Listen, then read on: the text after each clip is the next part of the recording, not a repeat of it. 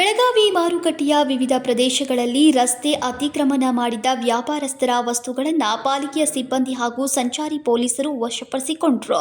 ವಾಹನ ಹಾಗೂ ಜನದಟ್ಟಣೆಯನ್ನ ತಡೆಗಟ್ಟೋಕೆ ಹಾಗೂ ಸುಗಮ ಸಂಚಾರಕ್ಕೆ ಅನುಕೂಲ ಮಾಡಿಕೊಡೋಕೆ ಹಲವಾರು ದಿನಗಳಿಂದ ಬೆಳಗಾವಿ ಮಹಾನಗರ ಪಾಲಿಕೆಯ ಸಿಬ್ಬಂದಿ ಹಾಗೂ ಸಂಚಾರಿ ಪೊಲೀಸರು ಬೀದಿ ಬದಿ ವ್ಯಾಪಾರಿಗಳ ಅತಿಕ್ರಮಣವನ್ನ ತೆರವುಗೊಳಿಸುವ ಕಾರ್ಯಾಚರಣೆಯನ್ನ ನಡೆಸಿದ್ದಾರೆ.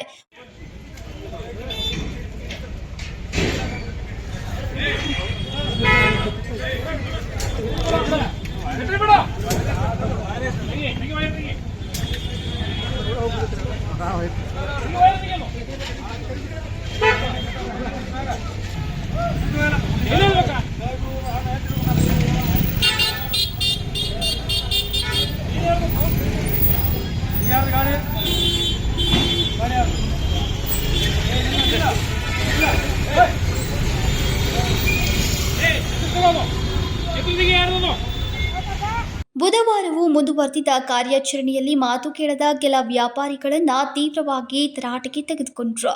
ಗಣಪತ್ಕಲ್ಲಿ ಹಾಗೂ ತರಕಾರಿ ಮಾರುಕಟ್ಟೆಯಲ್ಲಿ ಈ ಹಿಂದೆ ಹಲವಾರು ಬಾರಿ ಎಚ್ಚರಿಕೆ ನೀಡಿದ್ರು.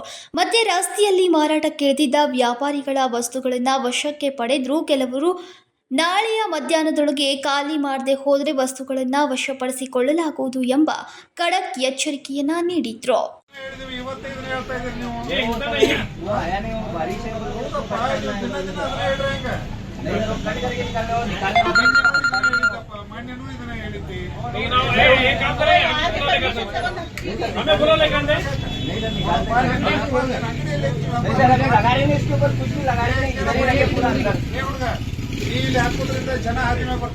ಪೊಲೀಸರ ಕಾರ್ಯ ಸಾರ್ವಜನಿಕರ ಮೆಚ್ಚುಗೆಗೆ ಪಾತ್ರವಾಗಿದೆ.